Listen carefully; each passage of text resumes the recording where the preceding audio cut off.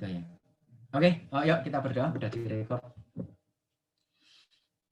Bapak Kerajaan Surga yang mulia, terima kasih atas kesempatan pada malam hari ini. Kami boleh sama-sama belajar di dalam ruangan ini untuk mendalami firman Tuhan tentang mengapa dan bagaimana Engkau datang ke dunia berinkarnasi di tengah-tengah manusia. Buka hati dan pikiran kami dan berikan kekuatan baik kepada hamba-Mu yang akan memberitakan firman dan kepada setiap jemaat yang akan mendengarkannya, kiranya ini boleh menjadi satu perenungan yang berharga bagi kami di dalam 45 menit sampai 1 jam ke depan. Terima kasih Bapak, kami serahkan PA kami pada malam hari ini ke dalam tangan Tuhan. Dalam nama Tuhan kami Yesus Kristus, kami berdoa, kami ucap syukur. Amin. Oke, hari ini kita tidak akan bisa selesaikan ini dalam waktu satu kali pertemuan begitu, karena cukup banyak begitu. Jadi membahas tentang inkarnasi begitu. Maka judulnya saya kasih judul itu God of Man and Man of God. Jadi Allah dari manusia dan manusia milik Allah gitu kan. Understanding, memahami doktrin inkarnasi. Nah, kita kembali ke ayat Alkitab yang nanti di rumah, kalau baca dari ayat 1 sih, cuman kita hari ini baca dari ayat 5. Hendaklah kamu dalam hidupmu bersama menaruh pikiran dan perasaan yang terdapat juga dalam Kristus Yesus. Itu yang kita bahas kemarin. Pikiran dan perasaan yang terdapat dalam Kristus Yesus yang apa? Nah, yang walaupun dalam rupa Allah tidak menganggap kesetaraan dengan Allah itu sebagai milik yang harus dipertahankan, melainkan telah mengosongkan dirinya sendiri dan mengambil rupa seorang hamba dan menjadi sama dengan manusia. Dan dalam keadaan sebagai manusia, ia telah merendahkan dirinya dan taat sampai mati, bahkan sampai mati di kayu salib. Itulah sebabnya Allah sangat meninggikan dia dan mengaruniakan kepadanya nama di atas segala nama, supaya dalam nama Yesus bertekuk lutut segala yang ada di langit dan yang ada di atas bumi dan yang ada di bawah bumi. Dan segala lidah mengaku Yesus Kristus adalah Tuhan bagi kemuliaan Allah Bapa. Jadi di dalam Filipi yang pasal 1 yang terakhir kemarin, ketika setiap orang dipanggil untuk bertumbuh begitu. Nah, bertumbuh secara mempertahankan iman dan bertumbuh di dalam iman, apa yang harus dilakukan?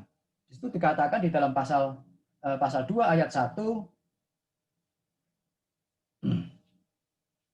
Jadi karena dalam Kristus ada nasihat, ada penghiburan kasih, ada persekutuan roh dan ada kasih mesra dan belas kasihan. Karena itu sempurnakanlah sukacitaku dengan ini dan seterusnya. Jadi untuk kita bertumbuh begitu, kita butuh satu, jelas itu dalam sebuah komunitas kita tidak bisa tumbuh sendiri-sendiri gitu. Tetapi apa? Tetapi kita bertumbuh secara bersama-sama. Tentu, nah bersama-sama seperti apa? Ya itu yang saya coba terangkan kemarin begitu. Bahwa bersama-sama tidak sama seperti kayak orang piknik, tetapi mari kita sama seperti seorang yang main catur begitu. Nah, di situ ada apa? Ketika dikatakan di dalam Kristus ada nasihat, ada penghiburan kasih, persekutuan roh, kasih mesra dan belas kasihan, kita bicara masalah komunitas, kita bicara masalah relasi di situ. Nah, kemudian di dalam relasi gitu, ketika ada belas kasihan dan apa, kita bicara masalah apa? Masalah karakter. Nah, ketika bicara masalah karakter, Paulus bilang, sempurnakanlah sukacitaku itu, hendaklah kamu sehati, sepikir, satu kasih, satu jiwa, satu tujuan. Jadi apa? Dan seterusnya untuk kemuliaan Allah Bapa. Jadi dari mana Allah Bapa itu dimuliakan? Ketika orang-orang Kristen bertumbuh di dalam iman, menjadi dewasa dan mempertahankan iman dan dewasa di dalam iman. Bertumbuh di dalam iman. Gitu. Jadi dari sini kita bicara masalah apa? Masalah karakter, masalah relasi, Dan ketika ada satu visi yang harus dikerjakan bersama, kita bicara masalah manajemen sebetulnya. Jadi kebersamaan itu harus diorganisir dengan baik. Kebersamaan itu harus diorganisir dengan benar. Kalau enggak, ya akhirnya yang terjadi adalah apa yang ada di dalam gereja Korintus. Tuhan memberikan perbedaan, tetapi jemaat yang tidak mengerti karya Tuhan yang melahirkan perbedaan, dia menuntut apa? Kesamaan. Kebersamaan itu bukan kesamaan. Uniformity, keseragaman, itu berbeda dengan unity, kesatuan. Yang Allah inginkan bukan keseragaman, tetapi kesatuan. Keseragaman tidak mengakomodasi perbedaan. Semuanya harus berada di dalam satu kontainer yang sama ke sana, begitu. Dan itu pun seragam. Tetapi kalau kita bicara masalah kesatuan, masing-masing tidak berada di dalam kontainer yang sama. Kontainernya mungkin boleh beda-beda. Tetapi yang pasti adalah kapalnya sama. Itu loh. Bukan kontainernya sama. Kontainer ilustrasi saya, kontainernya boleh beda, tetapi kapalnya sama.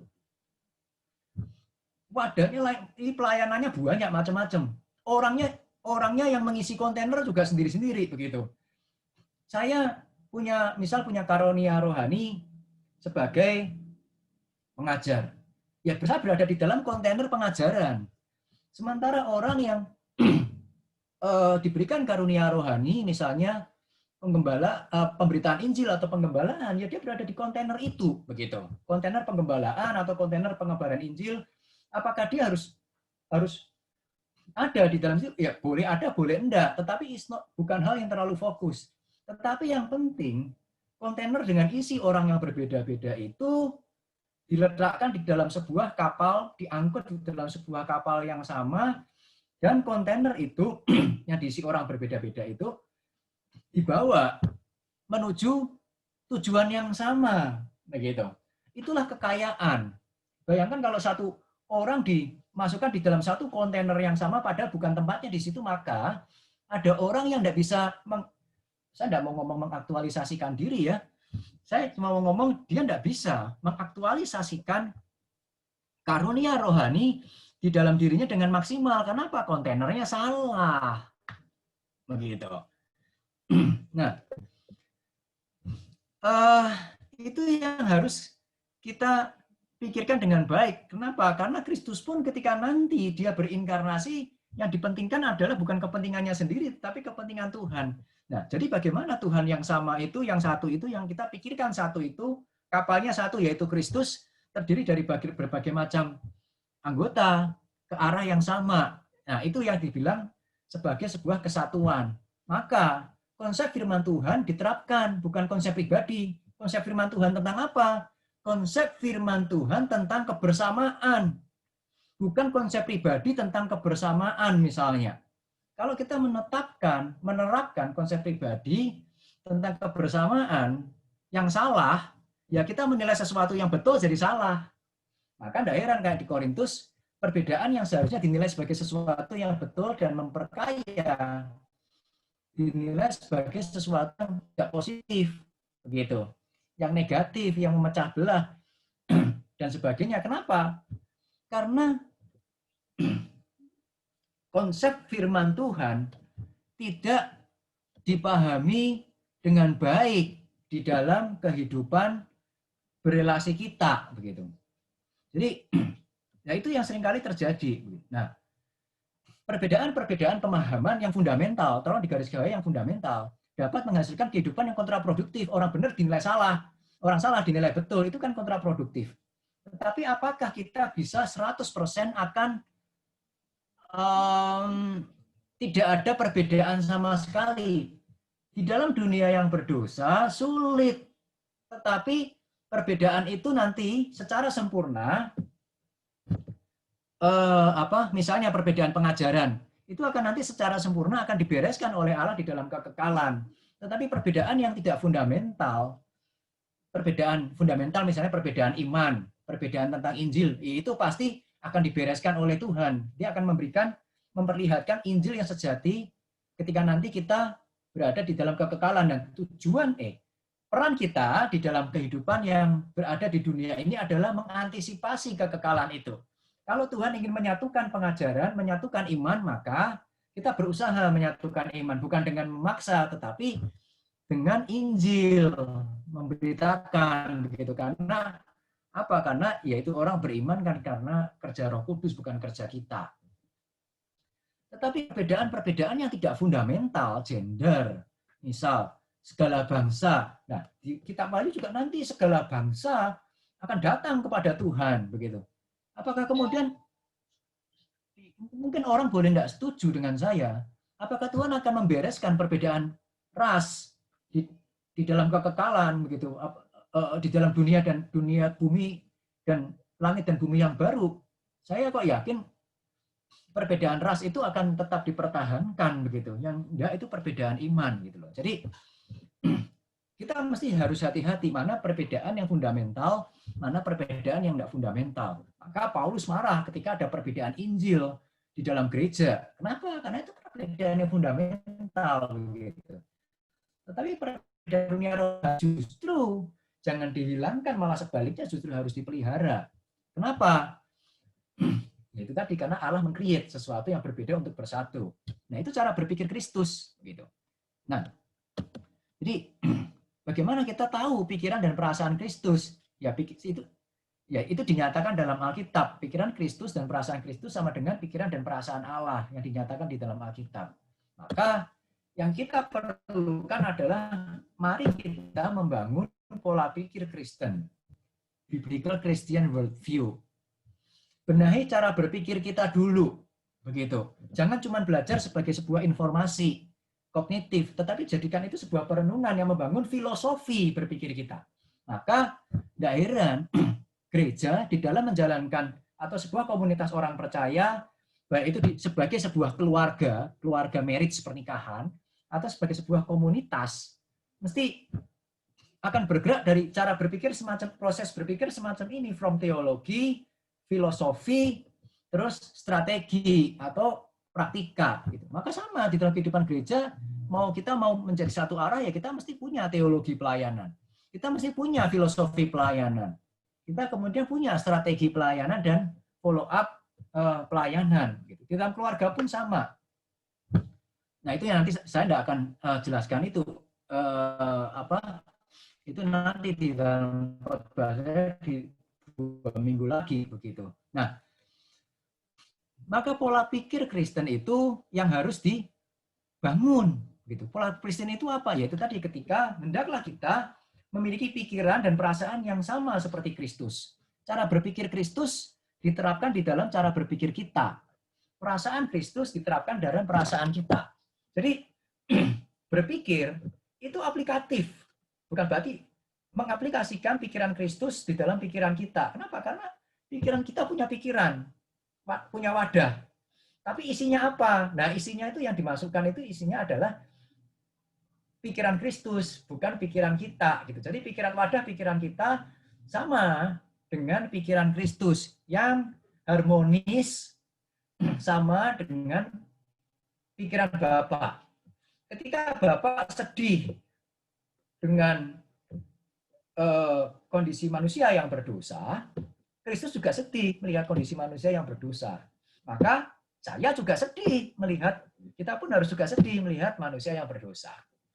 Ketika Bapak sedih melihat, Bapak marah terhadap dosa, maka Kristus juga marah terhadap dosa. Kita pun juga seharusnya marah terhadap dosa.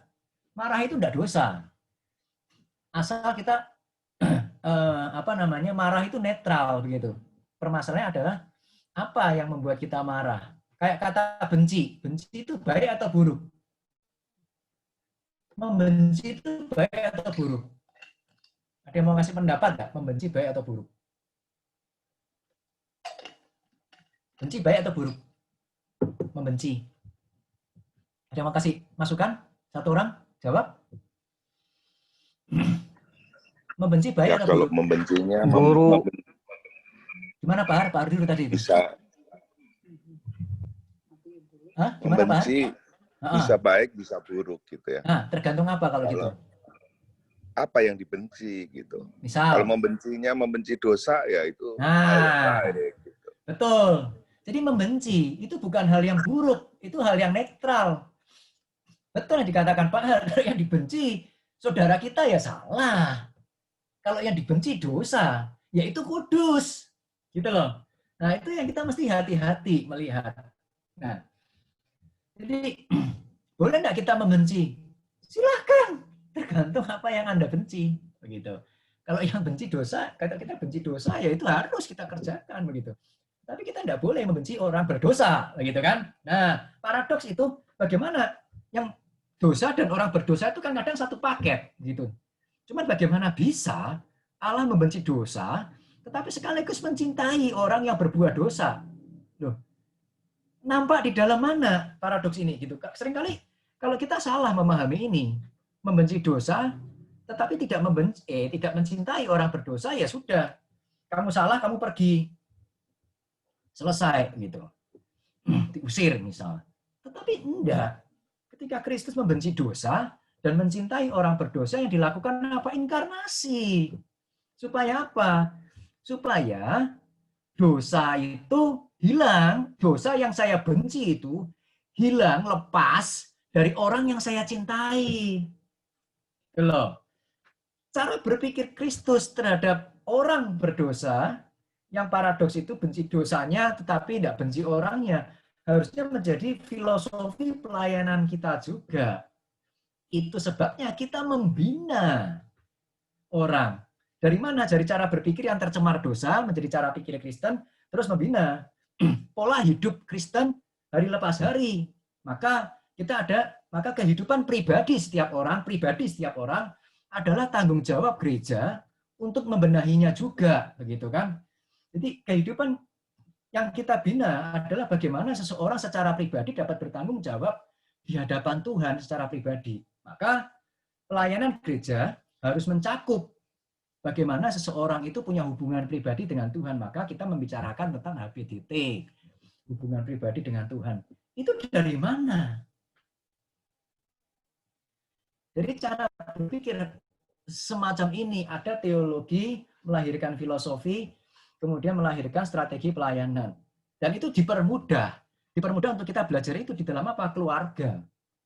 Kita bagaimana kita mencintai kita membenci kenakalan, tetapi mencintai anak kita yang nakal. Gitu kan? Kita enggak usir loh anak kita yang nakal. Tetapi kita kasih tahu baik-baik anak kita nakal apa. Kalau perlu hajar. Begitu kan? Supaya apa? Supaya dia tahu dan bertobat dari kenakalannya.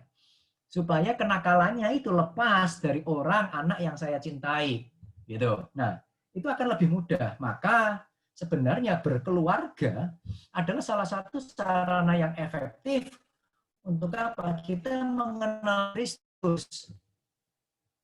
Gitu. Nah, itu cara berpikir yang harus kita bangun begitu. Nah, pikiran dan perasaan Kristus yang seperti apa? Nah, kita bicara itu secara global. Tetapi mari kita sekarang masuk ke secara yang lebih spesifik, yaitu yang tadi Filipi 2 ayat 6 sampai 8 tuliskan begitu. Nah, saya tuliskan yang 6 aja. Yang cara berpikir semacam apa yang walaupun dalam rupa Allah tidak menganggap kesetaraan dengan Allah itu sebagai milik yang harus dipertahankan. Melainkan telah mengosongkan dirinya sendiri dan mengambil rupa seorang hamba dan menjadi sama dengan manusia. Dan di dalam keadaan sebagai manusia, ia telah merendahkan dirinya dan taat sampai mati, bahkan mati di kayu salib. Itu pikiran dan perasaan Kristus terhadap apa? Dosa dan orang berdosa, salah satunya. Yang membenci dosa tetapi mencintai orang berdosa. Maka dia berinkarnasi. Dia datang ke dunia ini. Jadi bagaimana kita nanti membereskan dosa dari orang berdosa? Ya teladani inkarnasi Kristus. Itu strategi yang Kristus jalankan. Maka di dalam strategi pelayanan gereja dan rumah tangga untuk membuat seseorang yang berdosa, nakal kalau anak, menjadi kudus dan tidak nakal lagi begitu. Caranya seperti apa? Lihat bagaimana Kristus berinkarnasi. Maka kemudian muncul di dalam istilah-istilah pelayanan gerejawi misalnya, khotbah yang inkarnatif, pelayanan yang inkarnatif, kurikulum yang inkarnatif, dan sebagainya. Nah, itu yang seperti apa? Ya, itu yang nanti kita akan pelajari ini di dalam 2 kali pertemuan minimal. 2 kali pertemuan ini. Nah, jadi sama ketika nanti kita mengajar anak, misal, bagaimana mendidik anak yang inkarnatif. Kita jangan meletakkan diri kita sebagai pihak yang berotoritas, terus hanya memberitahu, ya, kamu gini. Titik. Udah. Itu bukan inkarnatif. Karena Kristus juga tidak hanya berfirman, kamu dosa, kamu salah, yang betul gini. Tidak pernah. Kristus berfirman, iya. Allah berfirman, iya. Tetapi dia tidak hanya berfirman. Tetapi dia turun, diam, dan tinggal berjalan bersama-sama dengan orang yang, tanda kutip, dia firmani. Nah, itu ringkasannya. Begitu. Nah, kita pretelin nih, kita bahas satu-satu. Jadi, maka kita perhatikan, renungkan topik kita 2 kali pertemuan ini dengan baik-baik. Karena apa? Karena ini bagaimana kita berelasi baik di dalam rumah tangga maupun di dalam gereja, begitu. Semangat inkarnasi Kristus. Dikatakan Yesus setara dengan Allah. Nah, jadi pertanyaannya adalah setara dalam hal apa? Nah, itu yang di dalam Yohanes 1 pasal 1. Yohanes pasal 1 ayat 1. Yesus adalah Allah, tetapi Yesus bukanlah Bapa. Begitu. Jadi dia setara dengan Bapa, tetapi dia berbeda dengan Bapa. Gitu kan? Kalau itu maka dikatakan Yesus setara dengan Allah, bukan Yesus sama dengan Allah. Allah yang dimaksudkan di dalam hal ini, ketika itu bahasa saya dikotomikan, dibandingkan antara Yesus dengan Allah, maka biasanya kata Allah itu selalu mengacu Allah Bapa. Gitu. Jadi cuman yang saya tuliskan Yesus adalah Allah di situ bukan Allah Bapa, tapi ya karena naturnya sebagai Allah gitu. Tetapi Yesus berbeda pribadi dengan Bapa. Nah, ketika dikatakan kemudian di situ dia mengambil rupa seorang hamba. Kata rupa itu dari kata morphe, gitu. Form, bentuk. Dia mengambil bentuk sebagai seorang hamba. Gitu. Nah, kata bentuk itu di dalam Septuaginta, kata morphe digunakan di dalam untuk maksudnya menerjemahkan kata-kata Ibrani yang ternyata berbeda-beda. Gitu. Jadi setidaknya ada misal 3 kata Ibrani di dalam PL yang kemudian diterjemahkan dengan kata morphe. Gitu. Misalnya shift, begitu kan? Nah, shift itu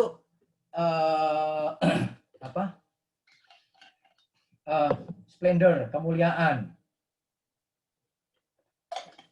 Lalu kata tafnit, model, patron. Itu ayat-ayat yang kita nggak usah baca lah. Temunah, begitu. Appearance, penampakan, image, gambaran, keserupaan, itu dalam Ayub, begitu. Nah, ini wajar, misal kayak bahasa Indonesia menerjemahkan kata jatuh, begitu. Kata jatuh di dalam bahasa Indonesia itu untuk menerjemahkan kata geblak, gitu kan, bahasa Jawa geblak, gitu. Nanti tanya Pak Har apa artinya geblak? Geblak apa Pak Har? Geblak jatuh bukan? Yang dari Kudus itu tahu pasti. Nah, ke belakang, kalau ke depan? Itu geblak. Kalau ke depan apa Pak Har? Kalau jatuh ke depan teh namanya apa ya? Kelungkap. Kelungkap, iya. Kelungkap. tapi dikatakan orang itu jatuh, begitulah. Tinggal bahasa Indonesia itu belum jatuh, begitu kan?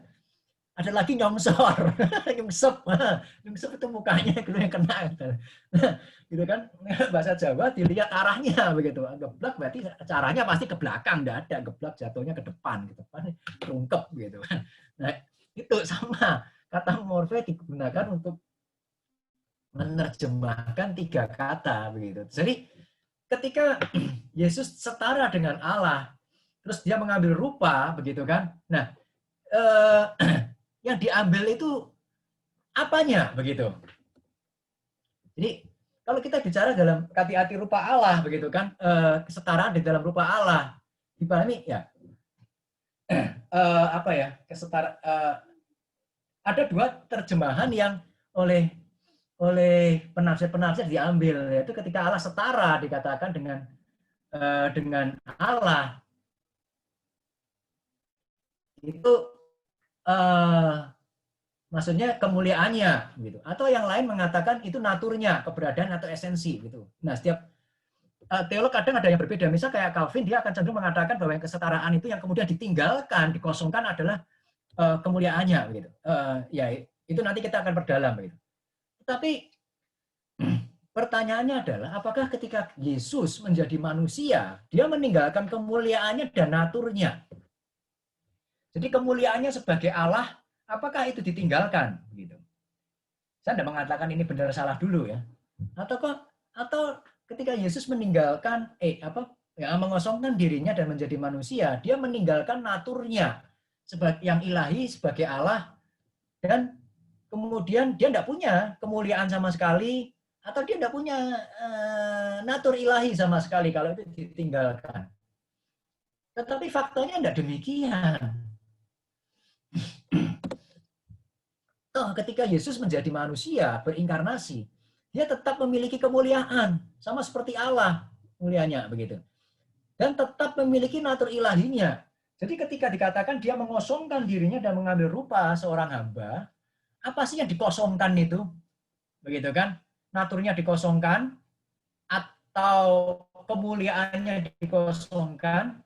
Kalau kemuliaannya dikosongkan, nyatanya dia tetap mulia di dunia. Kalau naturnya dikosongkan, ya benar nggak dia tidak punya natur ilahi. Nah, mari kita lihat, kita tidak akan dalami ini terlalu dalam, tetapi kita lihat akan sekilas begitu. Apakah benar Yesus tidak punya natur ilahi? Kenyataannya dia punya. Apa buktinya? Kesadaran pribadi Yesus. Ketika Yesus memerintahkan malaikat begitu. Itu di dalam Matius 13 ayat 41 misalnya. Jadi yang memerintahkan malaikat adalah Tuhan sendiri. Jadi ketika Yesus memerintahkan manusia, malaikat begitu. Artinya apa? Dia lebih tinggi daripada malaikat itu, dan di dalam Matius 13 ayat 41 kalimatnya juga lebih dahsyat lagi. Ayat 37 dikatakan ya. Kita buka sama-sama Matius 13 ayat 37 dan 41 supaya cepat.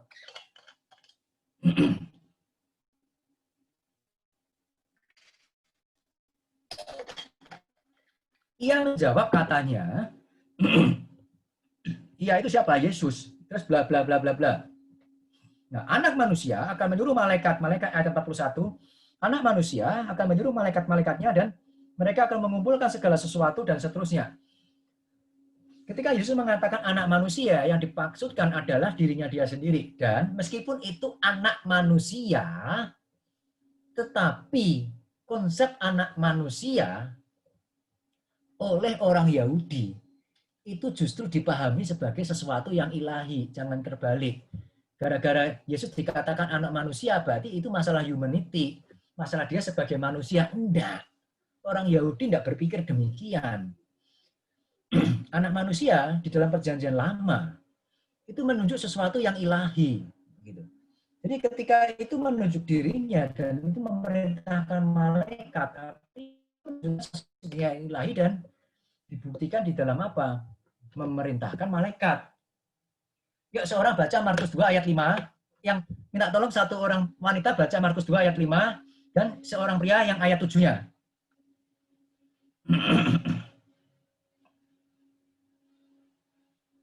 Markus 2 ayat 5 dan ayat 7. Minta seorang baca yang wanita 5, satu orang wakil, yang satu lagi ayat 7 dari pria. Ayo minta tolong. Markus 2 ayat 5. Yuk, Ketika Markus, Yesus melihat iman mereka, berkatalah ia kepada orang lumpuh itu, "Hei anakku, dosamu sudah diampuni." Nah, ayat 7 sekarang.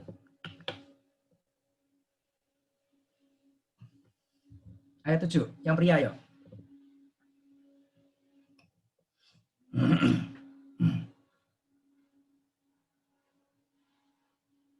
Minta tolong pria baca ayat 7-nya. Markus 2 ayat yang ke-7. Siapa aja dah. Mengapa orang ini berkata begitu? Ia menghujat Allah. Siapa yang dapat mengampuni selain daripada Allah sendiri? Nah, kalimat orang Yahudi, orang ahli Taurat itu betul. Pemahaman mereka betul. Pemahaman yang mana? Siapa yang dapat mengampuni dosa selain daripada Allah sendiri? Hanya Allah yang bisa mengampuni dosa. Begitu. Maka coba ya, lihat di doa Bapak kami misalnya, itu bukan pakai kata hamartia, untuk kata kesalahan begitu. Nah, tetapi ya itu tadi, karena konsep mereka yang bisa mengampuni dosa itu Allah. Nah, ketika Yesus mengatakan dosamu sudah diampuni, saya tidak mengatakan playing God. Itu yang dianggapkan oleh orang Farisi. Ini orang playing God ini. Ini orang sedang bermain-main sebagai Allah. Tetapi apa namanya? Yesus tidak sedang bermain-main sebagai Allah. Dia sebenarnya ingin mengatakan aku adalah Allah. Maka aku bisa mengampuni dosa. Kalau yang mengampuni dosa bisa siapa aja, begitu kan? Ya, orang-orang Yahudi tidak akan mengatakan blasphemy, penistaan. Dia menghujat Allah begitu. Karena Yesus dan orang ahli Taurat, TST, begitu tahu sama tahu sebenarnya bahwa yang bisa mengampuni dosa adalah Allah. Maka Yesus itu guru Taurat loh ya, jangan salah loh, dia rabi loh. Jadi dia tahu hal ini, tapi ketika dia dengan sadarnya, dia bukan kesombongan, tetapi itu kesadaran dia gitu. Dan yaitu tadi, justru ketika orang Farisi, ahli Taurat kemudian marah, nah itu justru membuktikan bahwa Yesus sedang menyatakan dirinya dia setara dengan Allah. Maka dia bisa mengampuni dosa. Lalu klaim Tuhan Yesus sendiri ketika dia mengatakan bahwa dia ada sebelum Abraham ada. Yesus tidak pernah mengatakan aku adalah Allah, ya, nggak pernah, kalimat itu tidak pernah keluar. Tetapi klaim-klaim Tuhan Yesus yang setara dengan klaim bahwa dia adalah Allah banyak sebenarnya. Baik tindakan maupun perkataan. Termasuk yaitu misal, aku ada sebelum Abraham ada. Yohanes 8, 57-58. Gitu. Nah itu nanti kita baca. Gitu. Maka kata orang Yahudi kepadanya, umurmu belum sampai 50 tahun dan engkau telah melihat Abraham. Ya, Abraham kan 2000 tahun sebelumnya ya kan. Dan kata Yesus kepada mereka lebih dewasa lagi. Aku berkata kepadamu sebelum Abraham jadi, aku telah ada. Jadi dia lebih tua dengan daripada Abraham begitu. Dia ingin mengatakan aku kekal begitu. Aku lebih dulu dari Abraham. Dia kekal. Nah, itu sebenarnya secara implisit adalah klaim Tuhan Yesus bahwa dia adalah Allah. Lalu otoritas Yesus atas Sabat. Manusia tunduk hari itu ya. Tunduk di hari Sabat gitu kan. Enggak boleh angkat tilam. Jadi enggak boleh angkat tilam itu aturan manusia sebenarnya, bukan aturan ini ya. Jadi nggak boleh kerja, gitu kan? Di dalam Sabat itu nggak boleh kerja. Lalu definisi kerja itu apa? Kalau ngangkat air kan kerja, saya ngangkat ini kerja. Kalau nggak boleh ngangkat apa-apa, nggak boleh bergerak ya repot. Nah, gitu kan? Lalu dibuatlah definisi kerja standar. Kalau melebihi itu, nah berarti kamu dianggap kerja, kamu melanggar Sabat. Tapi kalau kamu tidak melebihi itu, nah berarti oke lah gitu. Nah, tidak melebihinya apa? Ngangkat tilam. Jadi orang yang mengangkat barang lebih berat daripada tilam itu dianggap kerja atau sama dengan tilam. Maka ketika Tuhan Yesus mengatakan kepada orang lumpuh, bangun dan angkatlah tilammu. Kita orang hari ini ya biasa lah, orang tiduran terus diangkat tilam diberesin gitu kan. Itu biasa, bangun ya masa ditinggal di situ tilamnya gitu kan. Apa itu? Tikernya itu. Tapi buat orang Yahudi itu langsung teng begitu. Kamu melanggar Sabat. Kamu memerintahkan orang melanggar Sabat. Kenapa? Kamu mengangkat barang yang sama dengan berat tilam. Tapi Yesus memerintahkan itu. Kenapa? Karena dia tidak terikat dengan Sabat. Lalu kalimat di dalam Yesus mengatakan aku dan Bapa adalah satu. Yohanes 10. Bisa. Manusia mengatakan aku dan Bapa adalah satu. Kalau dia bukan Allah sendiri. Nah, itu adalah klaim. Lalu kesaksian penulis Alkitab misalnya. Itu dari kesadaran Tuhan Yesus. Nah, penulis Alkitab jelas menerima wahyu dari Allah. Jadi, ketika penulis Alkitab memberikan kesaksian tentang Yesus, kesaksian itu bukan dari dirinya sendiri, tetapi kesaksian itu adalah berasal dari Allah yang mewahyukan tulisan-tulisan yang dibuat oleh para penulis Alkitab. Contohnya yang paling gampang, misal Yohanes 1 ayat 1 sampai 18. Pada mulanya adalah firman. Firman itu bersama-sama dengan Allah dan firman itu adalah Allah. Gitu kan? Dan firman itu kemudian menjadi daging dan diam sama-sama dengan kita. Yohanes yang menulis itu di abad-abad yang terakhir, pertama akhir, sudah tahu tentang Yesus begitu. Jadi dia jelas mengacu kepada Tuhan Yesus. Jadi ketika dia mengatakan bahwa firman itu menjadi manusia, firman itu adalah yang bersama-sama dengan Allah di dalam kekekalan dan firman itu adalah Allah. Kalau bersama-sama dengan Allah, berarti dia pasti bukan sama dengan Allah. Kalau sama, tidak bisa. Samuel bersama-sama dengan Bayu misal, ya tidak bisa. Saya bersama-sama dengan saya tidak bisa. Saya adalah saya begitu. Tetapi ketika saya bersama-sama dengan Yeni dikatakan bisa karena itu dua pihak yang berbeda begitu. Tetapi ketika dikatakan bahwa firman itu bersama-sama dengan Allah dan firman itu adalah Allah, loh itu satu lagi begitu. Jadi itu formulasi bahwa ya salah satu formulasi Tritunggal bahwa Allah Yesus setara dengan Allah dan Yesus adalah Allah tetapi berbeda dengan Bapa. Lalu penulis Ibrani dia mengatakan hal yang sama di dalam Ibrani 1 ayat 2 sampai 4 gitu. Maka pada zaman akhir ini ia telah berbicara kepada kita dengan perantaran anaknya yang telah ditetapkan sebagai yang berhak menerima segala yang ada. Oleh dia Allah telah menjadikan alam semesta. Ya adalah cahaya kemuliaan Allah dan gambar wujud Allah dalam menopang segala yang ada dan firman-Nya penuh dengan kekuasaan, begitu kan? Ya duduk di sebelah kanan yang maha besar di tempat yang tinggi. Ya jauh lebih tinggi daripada malaikat-malaikat. Seperti nama dikaruniakan dan sebagainya. Penulis-penulis Alkitab memberikan kesaksian bahwa dia adalah Allah. Demikian juga dengan Paulus misalnya. Kolose 1 15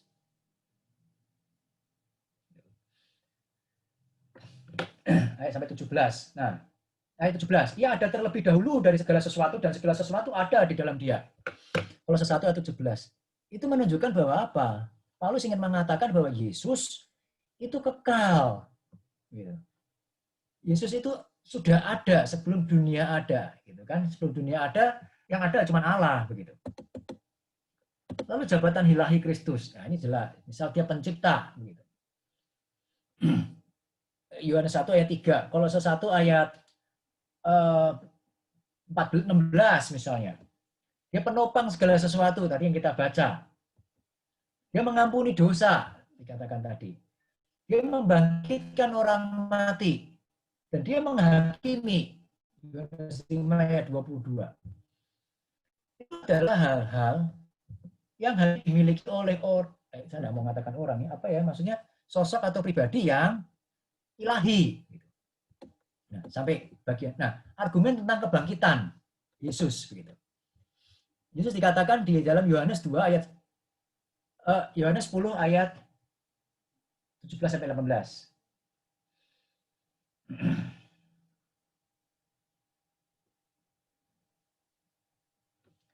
Bapa mengasihi aku oleh karena aku memberikan nyawaku untuk menerimanya kembali. Tidak seorang pun mengambilnya daripadaku, melainkan aku memberikannya menurut kehendakku sendiri. Aku berkuasa memberikannya dan berkuasa mengambilnya kembali. Inilah tugas yang kuterima dari Bapakku. Kita itu mungkin bisa menyerahkan nyawa kepada Tuhan, tapi kalau Tuhan tidak mau ambil, ya kita tetap punya nyawa. Kita mau gunde, pegang erat nyawa kita, kalau Tuhan ambil, ya hilang kok nyawa kita. Jadi kita tidak punya kuasa. Manusia tidak punya kuasa atas nyawanya sendiri. Tapi beda dengan Yesus. Dia mau serahkan, ya nyawanya hilang. Kalau dia mau ambil lagi, ya nyawanya muncul. Begitu gampangnya begitu loh. Jadi, nah kebangkitan Yesus membuktikan bahwa apa? Bahwa dia memiliki otoritas terhadap nyawanya. Manusia tidak memiliki otoritas. Nah, jadi kebangkitan itu merupakan tanda dari, yaitu Matius, misalnya tanda dari Yesus bahwa dia adalah ilahi. Jadi itu kali Matius 12 itu ketika dia bicara tentang tanda Yunus, kamu minta tanda, oke? Begitu kan? Tak kasih tanda bahwa aku adalah berasal dari Tuhan, dan bukan sekedar berasal dari Tuhan, tetapi aku adalah Allah. Yaitu apa? Sama seperti Yunus di dalam perut ikan 3 hari, nanti demikian pula ketika anak manusia masuk dalam mati selama 3 hari dalam kerajaan maut, nanti dia bangkit lagi, yaitu tandanya gitu. Bahwa dia bukan sekedar dari Allah, dia adalah yang ilahi. Jadi bukti-bukti ini, nah, hampir kelewatan. Membuktikan bahwa Yesus adalah Allah. Tetapi bagi kita, meskipun bukti-bukti itu sedemikian jelas, gitu kan, banyak, tetapi tetap aja ada orang-orang atau kalangan-kalangan yang menolak keilahian Yesus begitu. Nah, ada dua, bukan ada dua, tapi saya ingin kasih tahu dua aja begitu kan. Ajaran-ajaran yang menentang keilahian Yesus. Salah satunya adalah ebionisme. Gitu kan? Bukan ebonisme ya, ebionisme. Dari kata ebionit yang artinya miskin gitu. Jadi apa yang dipahami oleh ebionisme itu salah satu sekte Yahudi Kristen. Nah, itu tadi yang dibilang Oma nih pas ketepatan begitu kan. Sekte Yahudi Kristen maksudnya apa? Orang Yahudi yang beragama Kristen begitu. Kok siapa sih Oma tanya ini ya? Ada kata itu Yahudi Kristen begitu kan. Makanya tadi saya langsung ingat ini. Maksudnya ya, sekte Yahudi Kristen ada orang Yahudi yang beragama Kristen di abad-abad awal begitu ya. Kemudian dia justru menentang, ya adalah orang Kristen yang begini katakan ini salah gitu. Tetapi secara manusiawi, secara golongan tadinya dia Kristen gitu. Menentang bahwa Yesus itu memiliki sesuatu yang ilahi begitu. Nah, anggapannya dia adalah Yesus itu manusia biasa yang diangkat menjadi Allah pada waktu dibaptis. Tapi Yesus tidak setara dengan Bapa. Jadi dia itu manusia biasa, dia tidak kekal, dia jadi Allah pada waktu dibaptis begitu. Itu ebionisme. Nah, jelas itu keliru. Bukti-buktinya ya itu tadi. Lalu Arianisme. Nah, ini sekarang masih ada di dalam bentuk saksi Yehova. Itu mirip sekali dengan ajaran Arianisme, begitu kan? Arius, saya katakan dia adalah mungkin orang Kristen begitu, tetapi ya saya tidak katakan imannya, tetapi secara kelompok begitu manusia ya dia golongannya itu begitu. Nah dia beranggapan bahwa Yesus itu adalah ciptaan pertama yang setara dengan Bapa. Dan kemudian Arianisme dinyatakan sebagai bidat oleh Konsili Nikea di 325 Masehi. Ajaran itu keliru. Yesus itu bukan manusia biasa saja, tetapi dia adalah Allah juga yang berinkarnasi. Dia memiliki natur ilahi, masih memiliki natur ilahi di dalam dirinya. Lihat gimana dari karyanya ketika dia berkuasa atas alam, dia melakukan berbagai macam mujizat. Dilakukan oleh Tuhan Yesus adalah dia mencelikan orang buta. Nah, beberapa penafsir mengatakan, dan saya setuju dengan mereka, coba cari di dalam perjanjian lama, mana ada nabi yang mencelikan orang buta. Ada nabi yang memberikan orang mati. Misalnya. Elisa sudah mati aja, orang jatuhi tulangnya hidup, begitu kan? Atau melakukan menyembuhkan orang kusta, begitu. Tetapi tidak ada satu pun nabi perjanjian lama yang mencelikan orang buta. Hanya Yesus. Kenapa? Karena dia ingin menyatakan satu karya khusus dari Allah yang apa? Yang menciptakan terang dari gelap.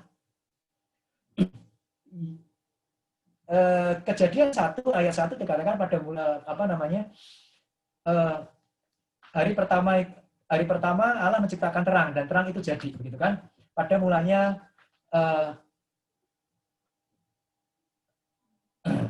Allah menciptakan langit dan bumi dan seterusnya. Gelap gulita menutupi samudra raya. Ayat ketiga berfirman Allah, jadilah terang, maka terang itu jadi. Itu adalah sebuah karya Allah pertama yang menata alam semesta. Dia apa? Menyingkirkan gelap dan dengan terang. Itu karya Allah yang pertama. Dan karya Allah itu menjadi satu hal yang eksklusif. Untuk apa? Untuk menyatakan kalau orang melakukan itu, kasarnya, ya itu adalah Allah, begitu. Dan di dalam perjanjian lama tidak ada nabi yang mencelikan orang buta. Nah, tetapi Yesus mencelikan orang buta itu satu tanda yang mengherankan sebenarnya. Nah, tetapi ya namanya dosa menolak, orang tetap kemudian tidak suka dengan Kristus, begitu. Kenapa? Meskipun tanda jelas, tapi kalau hatinya sudah tidak suka, ya tidak suka. Nah, apa gunanya sih kita mempercayai keilahian Kristus, begitu? Nah, keilahian Kristus membuat kita dapat memiliki pengetahuan yang benar akan Allah. Allah Bapa itu seperti apa sih? Ya seperti Kristus, gitu kan? Karena dia adalah gambar dari Allah yang tidak kelihatan. Dia gambar yang kelihatan. Dia dan Bapa adalah satu. Jadi kalau kita mau mengenal hati Bapa, ya kenallah hati Kristus.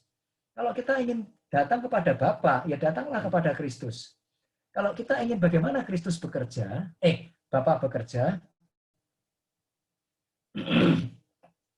ya lihatlah bagaimana Kristus bekerja. Yohanes 14 ayat 9 dikatakan Yesus berkata kepadanya, telah kesekian lama aku bersama-sama dengan kamu, Filipus, namun engkau tidak mengenal aku. Barang siapa telah melihat aku, ia telah melihat Bapa.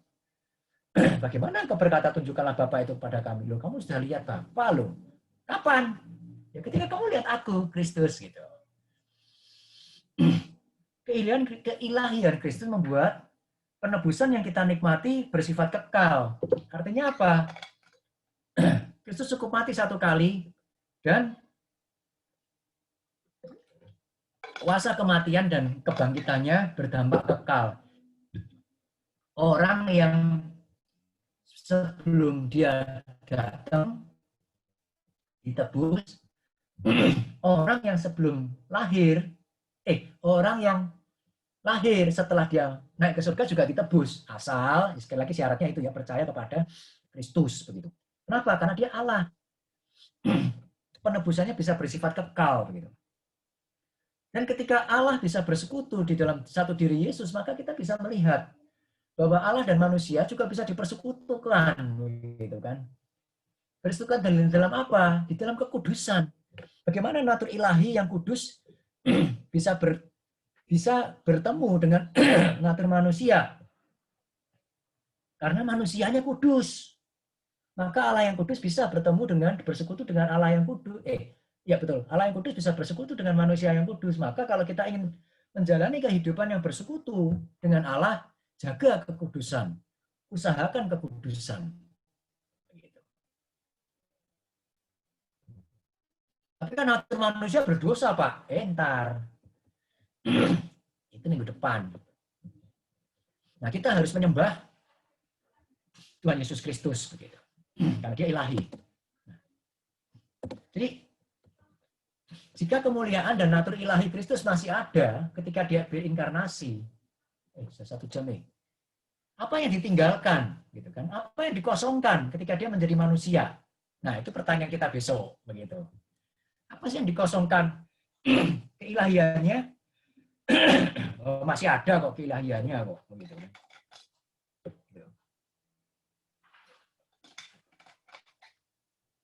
Nah, itu kita akan bahas besok. Kita sudah separuh jalan, gitu.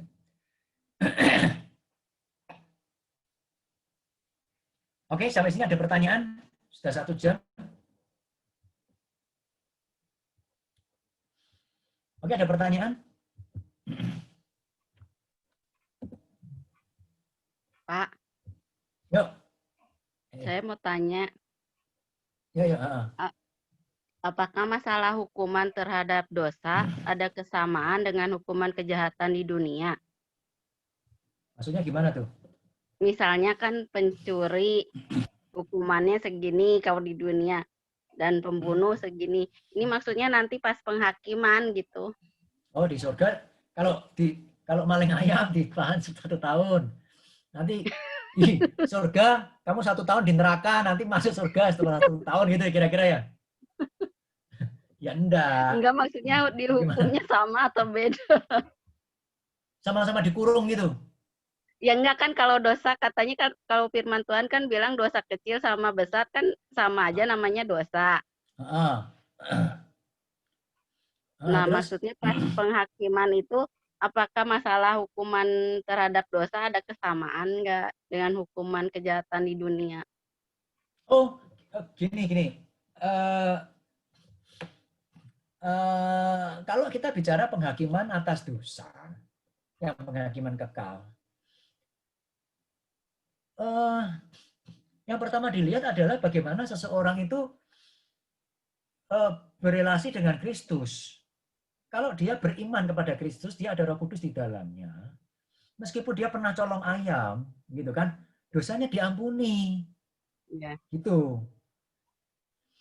Jadi dihukum lagi enggak di surga? Karena kamu pernah colong ayam ya. Jadi itu dulu hakimmu udah adil. Dulu yang mestinya setahun kamu cuma 6 bulan, gitu kan, kurang 6 bulan. Jadi kamu tak penjara dulu 6 bulan, nanti setelah 6 bulan masuk surga lah. Enggak ada begitu. Sudah diampuni, sudah beres, enggak ada penghukuman lagi. Nah, kalau kita berbuat baik, hidupnya saleh, gitu. Saya mau bicara yang ekstrim aja sekalian ya. Tapi enggak pernah colong ayam, enggak pernah colong yang lain-lain begitu. Pernahnya mencuri hati aja begitu kan. Terus meninggal gitu.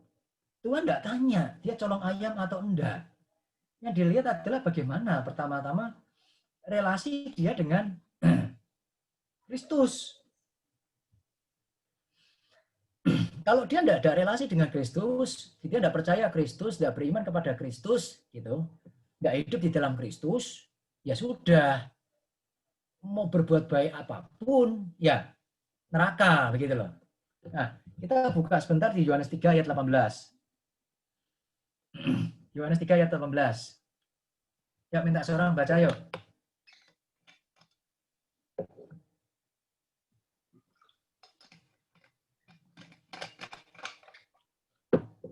Yohanes 3:18. Yohanes 3 ayat 18. Barang siapa percaya kepadanya, ia tidak akan dihukum. Barang siapa tidak percaya, ia telah berada di bawah hukuman. Sebab ia tidak percaya dalam nama Anak Tunggal Allah. Nah, jadi dari ayat ini, kalau orang percaya dihukum enggak? Enggak. Kalau orang tidak percaya, dihukum enggak? Dihukum. Bukan sekedar tidak dihukum. Dia sudah berada di dalam penghukuman. Penghukumannya apa? Dia melihat terang, dia tidak bisa, di depannya ada terang. Dia tidak bisa melihat terang. Gitu. Coba ayat 18, ayat 19 tadi kan Yohanes 3 ayat 18, sekarang 19 dibaca. Dan inilah hukuman itu, terang telah datang ke dalam dunia, tetapi manusia lebih menyukai kegelapan daripada terang, sebab perbuatan-perbuatan mereka jahat. Jadi orang yang di bawah hukuman, orang yang tidak bisa mengenali kebenaran, orang yang tidak bisa menerima Kristus, dia bukan nantinya dihukum, dia sudah berada di dalam penghukuman itu. Dan nanti tinggal digenapi waktu nanti di dalam kekekalan begitu loh. Jadi makanya ketika kita mengenal Kristus, kita dilepaskan dari penghukuman itu yang sudah ada di dalam diri kita. Gitu.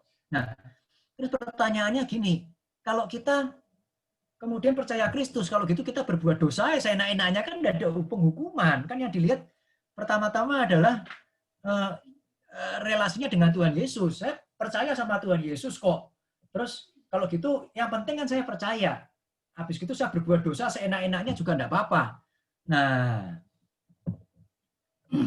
itu hati-hati. Secara doktrinal, secara pemahaman, justru itu adalah orang-orang yang sebenarnya masih di bawah penghukuman, begitu. Kenapa? Karena meskipun dia mengaku percaya Kristus, tetapi kuasa kebangkitan dan penebusan Kristus yang membuat dia, yang menebus dia dari dosa, itu tidak dia rasakan, justru malah dia memanipulasi penebusan Kristus dengan berbuat dosa seenak-enaknya. Itu tanda orang yang masih dalam penghukuman sebenarnya. Dan itu yang kita mesti hati-hati. Nah, itu loh. Jadi orang yang ada di dalam Tuhan berbuat dosa enggak? Mungkin bisa, tetapi sulit untuk berbuat dosa. Dan ketika dia berbuat dosa, dia akan cenderung lebih mudah. Cenderung lebih mudah untuk apa? Mengenali dosanya dan bertobat, begitu. Yaitu tadi hukumannya sama enggak? Ya dosa, begitu kan. Dia nggak percaya Kristus itu adalah dosa ya. Penghukumannya dia dihukum kekal. Dia percaya Kristus, dia hidup benar-benar dan itu dibuktikan dalam perbuatan dan kehidupannya. Iman tanpa perbuatan adalah mati. Ya dia tidak berada di dalam penghukuman lagi, gitu kan. Jadi dia menerima kehidupan yang kekal, dia dibebaskan dari segala dosa. Maka di dalam kekekalan kayak Agustinus itu kan dia bilang non posse peccare, tidak mungkin berbuat dosa lagi. Karena apa? Karena kekudusan Tuhan tidak memungkinkan dosa. Nah itu sih kira-kira itu. Gitu. Jadi dosa di dunia sama nanti di surga hukumannya sama apa enggak ya? Mau dibilang dalam pemahaman apa? Begitu mau dibilang sama ya boleh juga sih, begitu kan sama-sama neraka begitu. Tetapi ya itu tadi karena poin penilainya bukan masalah perbuatannya, tetapi bagaimana relasi dia, respon dia terhadap Injil. Ya itu, gitu. Kira-kira itu sih, Gok. Ya, kasih. Oke, ada pertanyaan lain? Apapun boleh, apapun ya. Halo. Yuk, silakan kok. Yuk. Gini, tadi kan katanya Yesus setara dengan Bapa Allah ya. Yuk. Benar nggak tadi? Tapi Yesus adalah Allah, tapi Yesus bukan Bapa, gitu kan? Kan Yesus itu 100% manusia, 100% Allah juga. Ya. Jadi di dalam Yesus itu ada roh Allahnya, roh Allah ya, roh Tuhan itu ada pada Yesus. Jadi itu sebenarnya Yesus sama dengan Allah ya. Sekarang permasalahannya Allah dalam arti adalah natur ya, bukan Bapa loh. Natur dan kemuliaannya. Natur ilahinya. Ya. Terus? Sekarang ini Roh Kudus ya, itu kan harusnya setara dengan Yesus dan Bapa juga. Betul. Betul. Nah, terus pertanyaannya? Halo, Pak Teddy? jaringan terputus begitu. Jadi betul, yang setara dengan Bapa tidak cuma Yesus doang, tetapi Roh Kudus juga begitu. Nah, kalau mau lebih jelas, nanti hari Kamis besok, Jumat 6:30 itu ada katekisasi. Kebetulan ada satu yang nyusul nyempal begitu, jadi saya privat begitu. Yang besok sama saya begitu, nanti ke depan berikutnya sama Pak Jim begitu kan, yang tentang Alkitab begitu. Nah, kebetulan yang besok saya mau bahas tentang Allah Tritunggal di katekisasi itu. Jadi kalau mau join boleh begitu. Joinnya kapan? 6:30, enggak jam 7, 6:30. Boleh join silahkan. Roomnya apa? Sama kayak yang ini. Karena cuma punya satu. Dipakai macam-macam. Begitu. Nah itu. Nah ini Ko Teti sudah gabung lagi. Jadi kalau bicara Tritunggal, katekisasi Jumat besok 6:30 bicara tentang Tritunggal. Gabung aja di situ. Begitu. Nanti Ko Teti mau tanyanya gimana? Oh gini, maksudnya itu Roh Kudus itu kan setara dengan Yesus juga. Iya betul. Tetapi bukan Tuhan Yesus. Roh tapi Kudus itu. Ya, tapi kalau misalnya Roh Kudus itu kan ada pada kita. Sebab Roh Kudus itu yang ada pada kita itu kan lebih besar daripada roh yang ada di dunia ya. Jadi sebenarnya apa yang bisa dilakukan oleh Tuhan Yesus itu dapat kita lakukan juga karena di dalamnya ada Roh Kudus. Nah, gini. Saya enggak mau ngomong enggak ngomong iya. Gitu. Saya mau ngomong iya, tapi dengan catatan. Kalau itu dikehendaki oleh Roh Kudus dan oleh Yesus. Misal. Yesus bisa melakukan mujizat enggak? Lebih jelas bisa kan, gitu kan? Menyembuhkan orang sakit bisa kan? Nah, sekarang ketika Roh Kudus yang sama setara dengan Kristus diam di dalam diri kita bisa melakukan mujizat enggak? Manusia?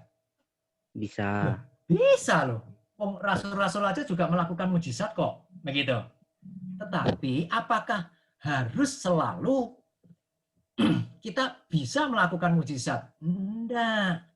Kenapa? Karena itu masalah kerelaan. Kerelaan dari siapa? Ya dari Roh Kudus dan dari Kristus dan dari Bapa juga. Gitu. Tuh.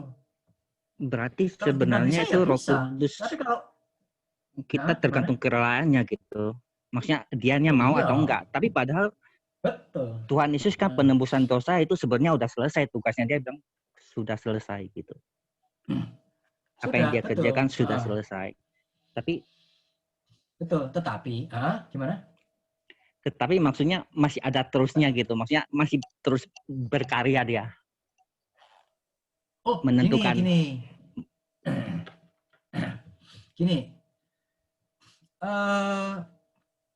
Penebusannya sudah selesai gitu. Tetapi karya Allah Tritunggal tidak akan pernah selesai. Nanti selesainya di akhir zaman, kasarnya begitulah. Gitu. Jadi Allah Tritunggal akan sekali cuma sekarang yang menonjol siapa begitu doang. Jadi yang menciptakan langit dan bumi siapa? Allah Tritunggal, bukan cuma Bapa gitu. Tapi meskipun yang dimunculkan adalah Bapa, tapi kan kemudian kita tahu bahwa Yesus juga menciptakan begitu. Jadi karyanya akan tetap terus berlangsung. Kalau enggak celaka kita. Begitu. Maka tahu dari mana karya Allah Tritunggal? Saya katakan Allah Tritunggal bukan sekedar Kristus ya, tetapi seluruh karya Allah Tritunggal tetap berlangsung. Nah, itu dibuktikan ketika para rasul melakukan hal-hal yang kelihatannya sama dengan Kristus, menyembuhkan orang sakit, Petrus membangkitkan orang mati, dan sebagainya. Tetapi itu kan menjadi bukti bahwa sebenarnya untuk kita tahu, pembaca Alkitab tahu bahwa Yesus tetap bekerja, Allah tetap bekerja, meskipun dia sudah naik ke surga, yaitu apa? Bekerja di dalam diri Roh Kudus. Nah, ketika bukti-bukti bahwa Allah Tritunggal itu tetap bekerja sudah cukup, begitu toh? Ya sudah. Apakah mujizat itu harus ada lagi? Ya, tidak harus. Bukan berarti tidak bisa, tetapi tidak harus ada. Gitu. Maka ketika Petrus, gimana? Yuk.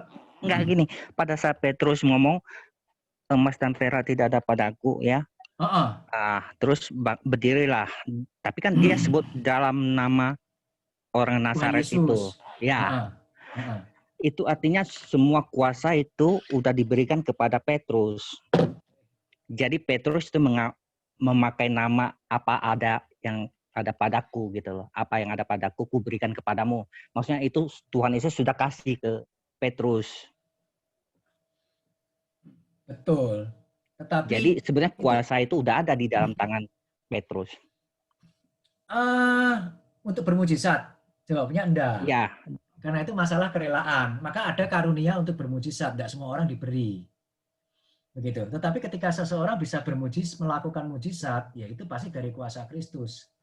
Begitu. Tetapi apakah ketika kuasa Roh Kudus ada di dalam diri kita, terus kita bisa gunakan seenaknya? Enggak bisa. Kalau itu kita bisa gunakan seenak kita sendiri, itu artinya roh kita lebih gampangnya kita lebih berkuasa daripada Roh Kudus. Kita manipulasi, gunakan dia seenaknya. Loh, dia itu lebih tinggi dari kita. Bukan kita digunakan oleh dia. Bukan kita menggunakan dia. Relasi kita dengan Roh Kudus itu kita digunakan oleh dia. Begitu. Jadi, ketika kita ingin melayani, melakukan mujizat, ini sebenarnya juga bagaimana kita, tanda kutip ya, mencari kehendak Allah dulu. Apakah saya perlu melakukan mujizat dan bisa Allah berkenan melakukan mujizat melalui diri saya, begitu. Itu kalau enggak ya enggak bisa, begitu kan. Kita mau ngomong dalam nama Tuhan Yesus sembuh, dalam nama Tuhan Yesus sembuh.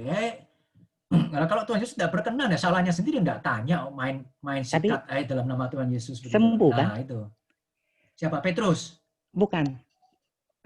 Yang maksudnya itu mujizat dalam nama Yesus sembuh kan? Saat ini juga. Nah, kalau Tuhan Yesus berkenan, kalau enggak ya enggak. Contoh paling gampang ya. Contoh paling gampang, papa saya itu pernah cerita. Mak saya itu almarhum meninggal, matanya rabun karena diabetes begitu. Rabun begitu. Diabetes karena apa? Pokoknya matanya enggak jelas gitulah. Nah, ikut kebaktian penyembuhan rohani. Begitu. Jelas matanya. Terus begitu dia keluar dari stadion, buram lagi. Jadi ada expired date-nya itu. Nah, itu apakah itu mujizat? Mungkin enggak. Itu apa ya? Dampak psikologis atau mungkin bahkan mungkin kuasa yang lain, saya enggak tahu begitu loh. Tapi apakah mungkin Yesus itu tidak sanggup menyembuhkan matanya Ibu? Sanggup. Sanggup. Tetapi ketika dia sanggup bukan berarti dia harus melakukan. Kenapa? Karena bicara masalah kerelaan. Contoh, ketika Paulus berdoa kepada Bapa, kepada Allah, ada duri dalam daging, dan itu mengganggu pelayanan Paulus. Gitu. Lalu apa jawab Paulus? Jawab sudah cukup kasih karunia aku kepadamu. Terus berarti sampai mati, duri dalam daging yang Paulus minta untuk lepas itu masih ada enggak? Masih. Apakah Yesus atau Bapa atau Allah tidak sanggup menghilangkan duri dalam daging dalam diri Paulus? Pasti sanggup. Tetapi mana yang lebih memuliakan Tuhan? Dengan keberadaan duri dalam daging itu atau yang tidak ada? Nah, itu yang harus dipahami. Kalau dengan adanya duri dalam daging lebih memuliakan Tuhan, maka biarlah duri dalam daging itu akan tetap ada. Dan itu yang dipahami oleh Paulus. Begitu loh. Jadi ketika saya sanggup kasih makan 100 orang, tapi apakah saya punya kewajiban kasih makan 100 orang? Kan enggak. Begitu. Jadi sanggup dan harus melakukan itu dua hal yang berbeda. Ya, jadi kurang lebih itu. Jadi sebenarnya masih sesuai dengan kehendak Tuhan juga gitu. Dia mau atau enggak gitu. Tapi pada kenyataannya saat-saat sekarang ini kan banyak orang yang disembuhkan di dalam nama Yesus. Bukan saya maksudnya mengira-ngira, tapi emang banyak-banyak kesaksian gitu. Nah, gini.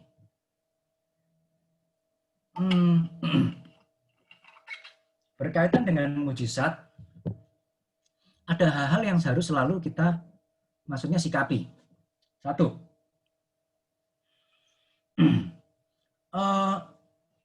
saya tidak menolak dia benar-benar sembuh, begitu. Tapi saya juga akan mengatakan hal yang sama, banyak juga loh yang tidak sembuh. Saya pernah kok ikut KKR Kebangunan Rohani. Terus di depan saya itu ada orang pincang, bukan pincang, dia lumpuh naik kursi roda. Itu saya lihat ini ya. Terus didoakan dalam nama Tuhan Yesus, dalam nama Tuhan Yesus. Didoakan oleh beberapa orang begitu kan, petugasnya itu.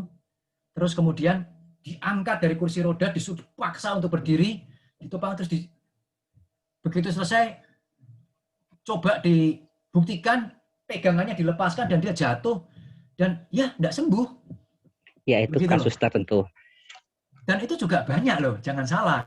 Begitu. Ya makanya gini, banyak yang bersaksi atau membahas tentang kenapa tidak dijawab oleh Tuhan gitu kan, kenapa doa kita tidak dijawab oleh Tuhan gitu kan, kenapa nggak dibahas, kenapa nggak dibahas karya Tuhan gitu loh, hebat gitu, karya Tuhan hebat misalnya, dahsyat gitu, kenapa yang dibahas selalu doa tidak dijawab gitu. Oh enggak juga sih. Ada loh orang yang banyak juga yang bersaksi bahwa doanya dijawab begitu. Tetapi yang terpenting itu bukan masalah doa dijawab atau tidak. Yang terpenting adalah ketika doa tidak dijawab, itulah jawaban Tuhan. Bahwa dia silent. Atau jawabannya tunggu. Atau jawabannya saya tidak kabulkan doamu. Sama kayak Paulus. Doa Paulus dijawab enggak? Doa Paulus ketika dia minta duri dalam daging dilepaskan. Dijawab enggak sama Tuhan? Enggak. Ketika Tuhan bilang sudah cukup kasih karuniaku kepadamu, itu jawaban Tuhan loh. Dijawab. Tetapi tidak dikabulkan. Itu. Ini satu lagi ya, satu lagi. Ini masih ada waktu nggak? Oke, satu lagi. Oke. Sebentar saya selesaikan dulu satu kalimat. Ketika tidak dikabulkan oleh Tuhan, ya Paulus tidak pundung. Gitu. Dia tetap melayani dan melihat. Ya, karena Paulus sudah menerima kasih karunia. Betul. Jadi jangan bilang tidak dijawab loh. Kita kan selalu berasumsi kalau tidak dijawab itu, dijawab itu berarti pasti dikabulkan. Kita kan, terus gimana? Satu lagi ya? Satu lagi. Kita kan selalu bilang ini kehendak Tuhan yang terjadi ya. Padahal pada saat Israel dikeluarkan dari Mesir, itu Tuhan menginginkan dia itu masuk ke dalam tanah Kanaan. Tapi kenyataannya kan itu tidak bisa masuk 40 tahun. Kehendak Tuhan tidak terjadi gitu loh. Kehendak Tuhan itu tidak terjadi membawa ke dalam Kanaan, masuk ke dalam Kanaan gitu. Benar nggak itu umatnya pada mati semuanya? Nggak pada masuk, itu bukan kehendak Tuhan. Kalimatnya keliru. Begini, orang Israel masuk ke tanah Kanaan nggak? Yang di bawah pimpinan Yosua itu. Ya kan Musa juga nggak masuk. Betul. Tapi ini masuk ada masuk. Nah, ya. Tapi ganti generasi. Betul. Yang dijanjikan Tuhan kepada Abraham itu kan generasi di bawahnya toh. Bahwa generasimu akan keturunanmu akan mendiami tanah Kanaan, benar nggak? Iya. Yang dijanjikan. Nah, yang masuk itu tapi Tuhan menjanjikan nggak generasi keberapa yang masuk? Enggak. Nah, ya sudah. Nggak peduli ke generasi keberapa. Tapi begitu. Sebenarnya itu tanah Kanaan itu kalau misalnya orang Israel itu tidak tegar tengkuk itu dia pasti masuk. Nah, yang generasi yang keluar, kita kan sekarang bilang yang generasi yang keluar. Begitu. Generasi yang keluar, kalau dia tidak tegar tengkuk, ya masuk. Gitu loh. Jadi, janji yang Tuhan berikan, itu adalah, ya dibilang bersyarat, boleh dibilang begitu. Gitu. Kenapa? Kamu sudah lihat, jadi gini, Tuhan sudah janjikan, Tuhan sudah buktikan, gitu, dengan berbagai macam mujizat dan karya yang luar biasa, begitu kan? Laut Merah lah, Mara Meriba lah, dan menerima 10 hukum. Tapi itu tidak membuat orang Israel ini, gitu loh. Jadi, ya itu tadi. Akhirnya makanya Tuhan saya hukum, bilang, gitu. Kehendak Tuhan itu tidak mutlak. Jadi itu sebenarnya itu melihat perilaku daripada orang Israel itu. Jadi itu kehendaknya itu tidak mutlak, tapi ya ada pengaruh-pengaruh dari sisi manusianya gitu. Nah, itu gini, itu untuk menjawab pertanyaannya Ko Deddy itu butuh sesi atau 2 sesi lagi tentang kedaulatan Allah dan tanggung jawab manusia. Itu sudah pernah saya bahas sih. Prinsipnya begini, kita harus bedakan kehendak Allah yang kekal, yang itu misteri, dan kehendak Allah yang dinyatakan. Begitu. Yang kekal tidak tahu kita. Begitu. Tetapi ketika itu terjadi, ya kita tahu sebenarnya yang dikehendaki apa. Begitu. Tetapi ketika bilang kehendak Allah itu kehendak Allah itu mutlak, gitu kan? Saya katakan itu mutlak, begitu. Tetapi bagaimana kita memahami kemutlakan itu? Ya, itu tadi kita mesti hati-hati, begitu. Misal,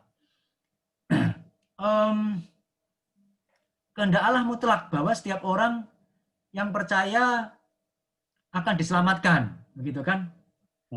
Bahwa orang akan menikmati surga, gitu. Tak mutlak pasti ada, tapi kan by condition. By conditionnya apa? Beriman kepada Kristus lah. Nah, ya itu. Ya enggak, ya jangan minta nikmati. Terus apakah ada orang, ketika ada orang yang enggak menikmati surga, terus berarti kehendak Tuhan enggak mutlak tergantung dengan ini orang. Nah, hati-hati. Kita kan ada pengajaran lain, konsep tentang predestinasi misalnya. Itu jadi panjang lagi begitu. Jadi kita mesti lihat dari sudut pandang mana dulu untuk melihat satu kasus begitu loh. Ya. Jawabannya panjang kok ini. Ya panjang saya tahu. Panjang. Soalnya nggak akan selesai. Oke, sip. Nanti dibahas lagi. Cukup ya? Ya, oke. Cukup ya, jam 9.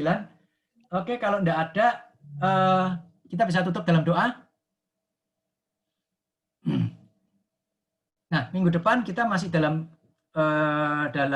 dan beberapa minggu lagi masih tetap dengan saya untuk kita PA dengan topik Filipi, sambil nanti nunggu Pak Jim menyiapkan materinya untuk satu tema serial lagi, begitu. Jadi nanti setelah Pak Jim siap, nanti beberapa minggu atau beberapa bulan, Pak Jim yang akan memimpin. Nanti kapan seri setelah itu nanti kembali lagi, begitu. Supaya apa? Supaya ngetes, begitu kan. Kalau lama kita masih ingat sama firman hari ini atau enggak, begitu. Ya, jadi kita akan tutup dalam doa. Minta Pak Jim bisa tutup dalam doa, Pak. Sekalian yang ulang tahun hari ini didoakan, Pak.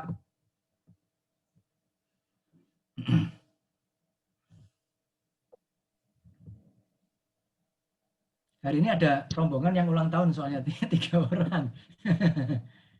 Yuk kita berdoa ya. Ya.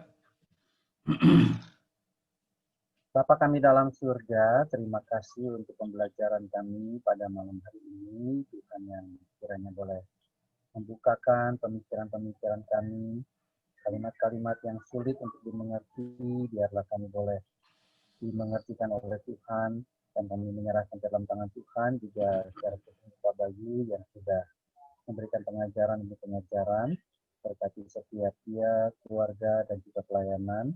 Kami menyerahkan dalam tangan Tuhan juga untuk pada hari ini ada sukacita yang boleh Tuhan berikan secara khusus bagi rekan-rekan kami, baik itu Tante Tirsa, Ibu Rita, dan juga Saudara Effort, biarlah Tuhan yang kiranya boleh memberkati setiap rekan-rekan kami ini, sehingga sukacita yang mereka boleh rasakan, itu juga boleh mengalir dalam kehidupan mereka, khususnya di tengah-tengah keluarga.